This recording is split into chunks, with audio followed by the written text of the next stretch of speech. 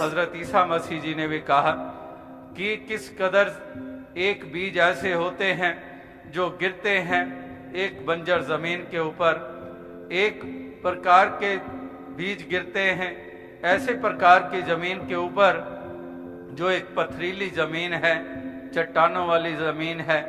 इसी प्रकार से एक बीज ऐसे होते हैं जो किसी कांटेदार झाड़ियों के बीच में गिर जाते हैं।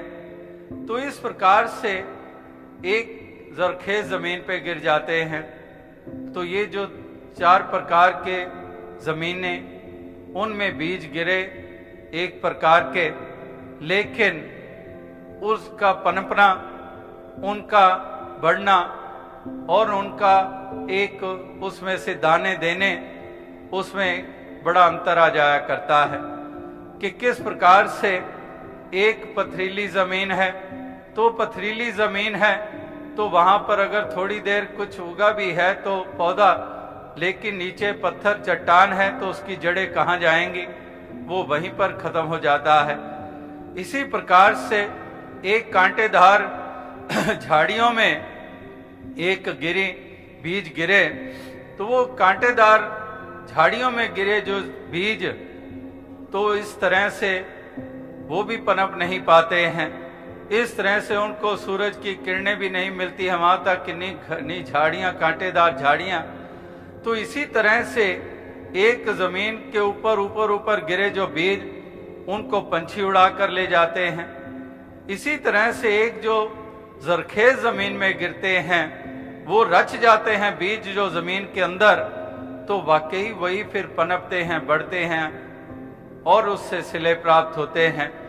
इसी प्रकार से वो मिसालें यही थी कि इस तरह से कहीं पर एक कठोरता जहां पर आ जाती है तो उस चट्टान के ऊपर गिरे हुए वो बीज, कठोरता है जहां पर, तो वहां पर आगे वो जड़ें कहां पर जाएंगी, तो वो पौधा आगे नहीं ऊंचा हो पाता है, वो नहीं बढ़ पाता है। और इसी तरह से कांटेदार घनी झाड़ियों में गिरा है तो उसमें भी कहीं पर कोई, जिसको दुनियावी रूप में हम नुकसान कहते हैं या किसी के द्वारा कोई की हुई निंदा, बखीली इत्यादि है, उसका असर ग्रहण हो गया तो उसका भी आगे बढ़ना मुश्किल हो गया। इसी प्रकार से एक जो जरखेज जमीन के ऊपर गिरी और वो रच गई वो बीज जो जमीन के अंदर, तो वाकई ही उन्हीं का ही इस तरह से एक पौधा बनना और उसके आगे उससे फल प्राप्त होने, तो इस तरह से उसको मुकम्मलता प्राप्त होती है। तो और साथ संगत कहने का भाव यही है कि जो एक पंछी उड़ा कर ले गए जमीन के ऊपर पड़े हुए बीज को, यानी कि वही बात कि केवल इस कान से सुना और दूसरे कान से निकाल दिया, कोई नाता मन का जुड़ा नहीं, मन रूपी धरती में वो बीज को स्थान दिया नहीं, तो इस तरह से वो पंछी उड़ा कर ले गए। और इस तरह से कहने का तात्पर्य क्या है, इस निराकार दातार के साथ ये मन का नाता जुड़ा रहे, इसको हृदय में बसाए रखें और इसी के परिणाम स्वरूप हृदय की विशालता बनी रहे, मन को निर्मलता प्राप्त हो, मन में मधुरता स्थापित हो और इसी प्रकार से एक विनम्र हो ये मन, सब्र और सबूरी वाला हो, एक विश्वासी और अकीदे वाला ये मन हो। इसी प्रकार से अकर्ता भाव इस मन में हो और इस तरह से इतने इतने गुणों के मालिक बनकर इस जीवन के सफर को तय करते चले जाएं सभी। इस प्रकार से भक्त हमेशा अपने इस म्यार को इस कदर ऊंचा करते हैं कि अपने आप को मिटाते चले जाते हैं, अपने आप को दासों के दास बनाते चले जाते हैं। जैसे पीछे भी दास ने जिक्र किया इन चंद रोज पहले भी कि किस तरह से भक्त एक निंदा बखीली में भी अपनी वाणी नहीं लगाते हैं। और इस प्रकार से एक वही बात कबीर जी वाली अवस्था बन जाए कि कुछ लेना ना देना, मगन रहना, कि वाकई अपनी भक्ति में मगन रहना, कि वाकई अपनी भक्ति करते चले जाते हैं। और अगर एक कोई इस तरह से, जैसे थोड़ी देर पहले किसी बच्चे की भी मिसाल दी गई कि इस तरह से छोटे से बच्चे कह रहे हैं एहसास करवा रहे हैं कि निंदा बखीली नहीं करनी है। और आप तो निंदा बखीली में अपनी वाणी को लगाए हुए हो।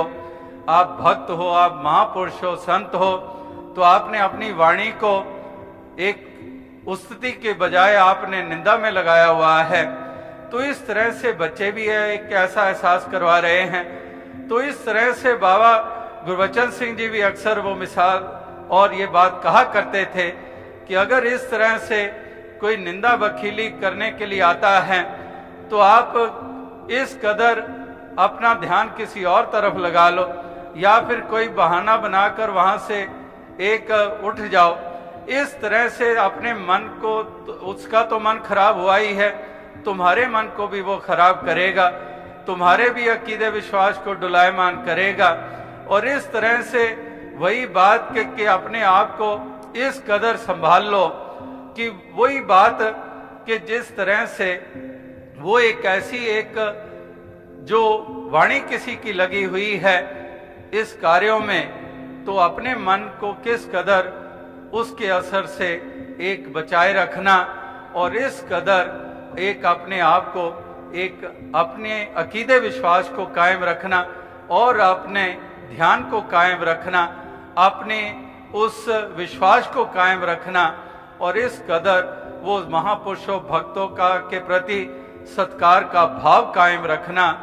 ये भी एक पहलू जो है वो बताया जाता है, बार बार सत्संग में हम सुनते भी हैं कि इस कदर एक निंदा में लगी हुई वाणी वो वाकई ही एक उस बात को कहने वाला भी, हालांकि अनेकों ऐसे देखे गए हैं जो इस कदर किसी को छोड़ेंगे नहीं, किसी को बख्शेंगे नहीं और फिर भी कहेंगे कि मैं तो कुछ बोलता ही नहीं हूं, मेरी तो मुख में जुबान ही नहीं है। किस कदर ऐसा भाव अपने बारे में बनाए होता है और किसी को छोड़ता भी नहीं है। इस तरह से अनेकों की ये रुचियां होती हैं। पीछे भी दास ने ये बात कही, अंग्रेजी में एक कहावत है, one who gossips to you will gossip about you, कि कोई तुम्हारे पास आकर किसी की बात करता है तो भूल जाओ कि औरों की बात तुम्हारे पास करता है, पता नहीं कितनों के पास तुम्हारी बात जाके करता है। So one who gossips to you will gossip about you. तो इस प्रकार से महापुरुष भक्तजन सजग रहते हैं, भक्तजन सुचेत रहते हैं और इस प्रकार से वही बात कि अब मेरा कुछ लेना देना नहीं है इन बातों में, मुझे अपनी भक्ति करने दो, मेरे मन में खटास पैदा ना करो। वो हो और होंगे जो सुनते होंगे वो तो चले गए, जैसे वो भी ध्यान में आ गई बात, उन्हीं दिनों की बात है। इसी तरह से एक स्थान पर रुके तो वो वही इलाका था, कुछ एक झांसी का इलाका मध्य प्रदेश में पड़ता है, वहां पेट्रोल पंप पे रुके तो वहां पर भी इसी तरह से जैसे पहले किसी ने बात कही तो एक और आ गया, वो ये कहने लग पड़ा कि एक दतिया का रहने वाला था, कहने लगा झांसी गले की फांसी, दतिया गले का हार और ललितपुर ना छोड़िए जहां पर मिले उधार। तो आगे से वो ललितपुर था, वो जहां पेट्रोल पंप पे रुके थे, तो आगे से वो कहने लगा, दुकानदार वो कहने लगा चलो बाकी जो आप कह रहे हो कि एक झांसी गले की फांसी और दतिया गले का हार, लेकिन वो तो कब के कूच कर गए जो देते थे उधार। अब मत उम्मीद करो यहाँ ललितपुर में आपको कोई उधार देगा। तो कहने का भाव यही है कि यही समझे कि वो तो कूच कर गए, जो सुनते सुनाते थे, जो कहते कहलाते थे। अब तो हमने अपने रचना भी यश में लगानी है और अपने कानों का ध्यान भी उस तरफ देना है जिस तरफ गुणगान हो महापुरुषों का, जिस तरफ गुणगान हो इस निराकार परमात्मा का।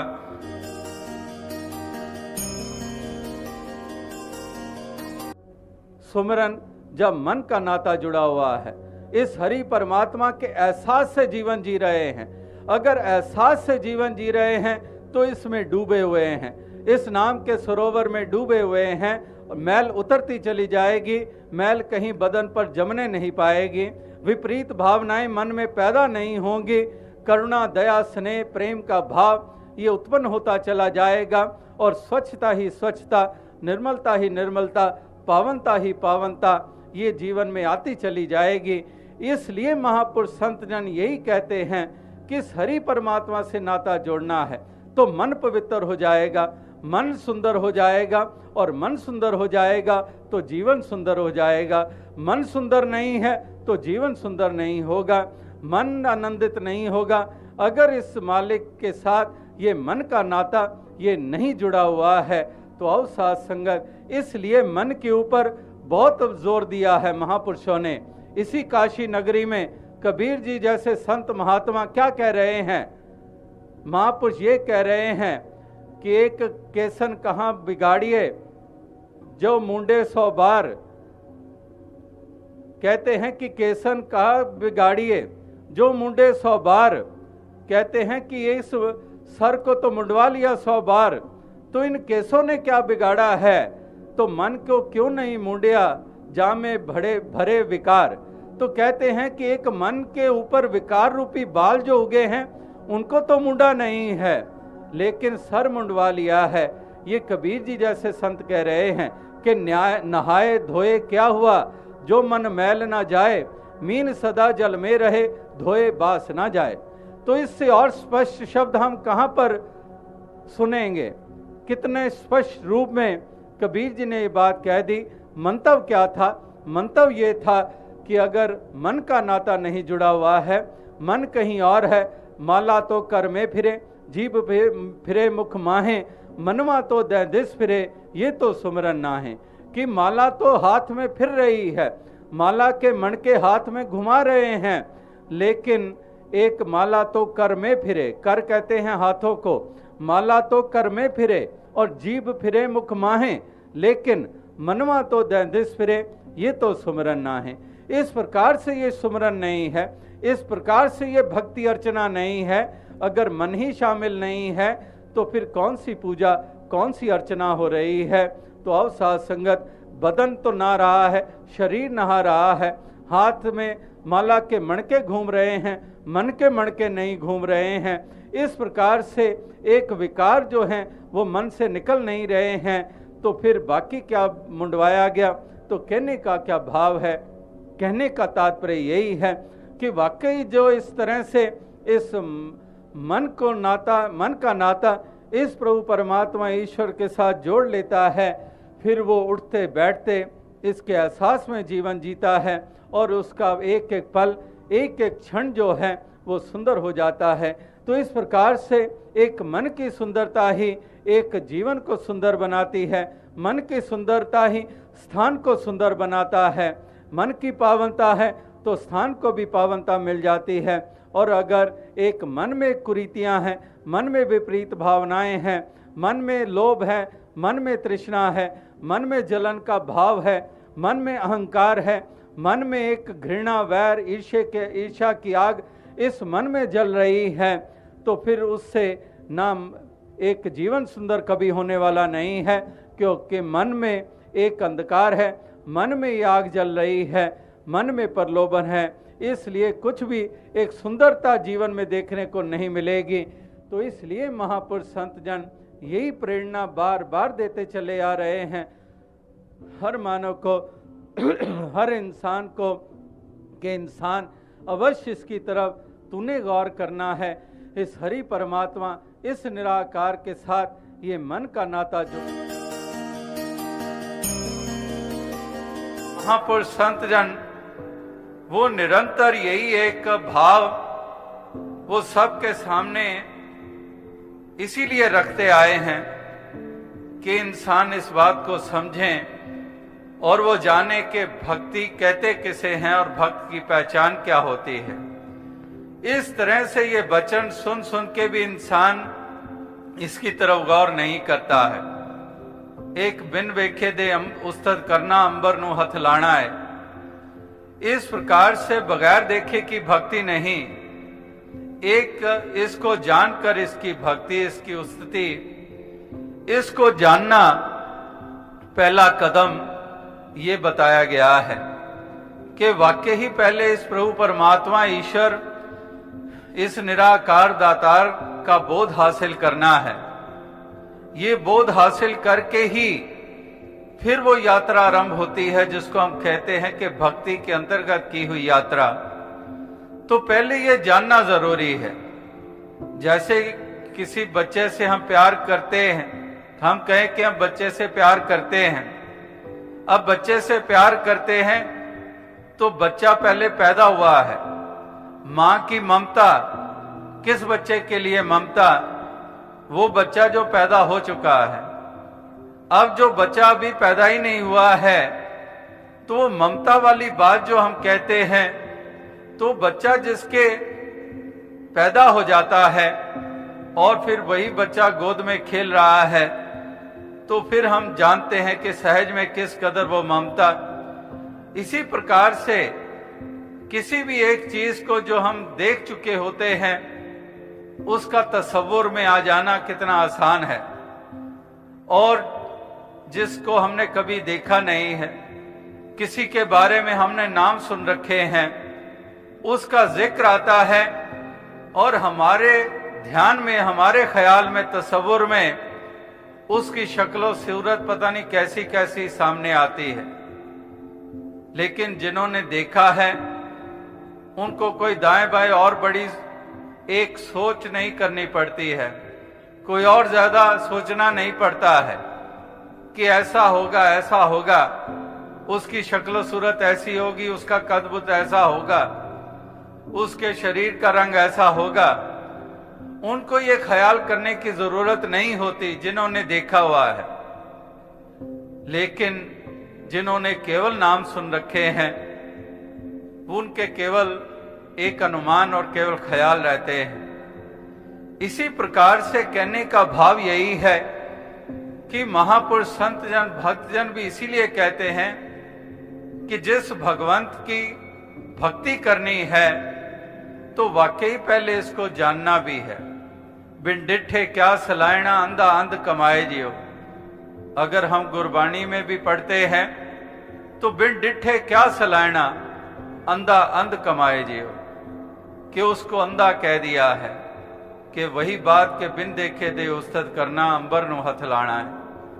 तो इस प्रकार से पहले तो इस परम तत्व को जानना जिसकी भक्ति करनी है, जिसको सन्मुख रखना है, जिसको रूबरू रखकर इस तमाम जीवन की यात्रा को तय करनी है।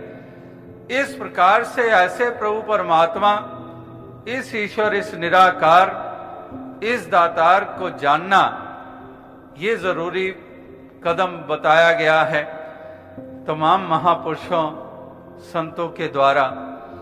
तो अवसाद संगत, कहने का तात्पर्य यही है कि इसी प्रकार से ये पहले जानने की बात हो गई, और फिर इसको उठते बैठते इसका ध्यान, इसका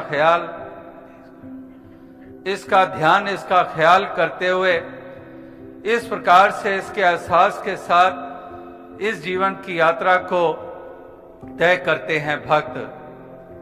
तो अवसाद संगत, कहने का तात्पर्य यही है, जैसे कहते हैं कि दीन गरीबी बंदगी सबसे आदर भाव, कहे कबीर बंदा बड़ा जाका मधुर स्वभाव।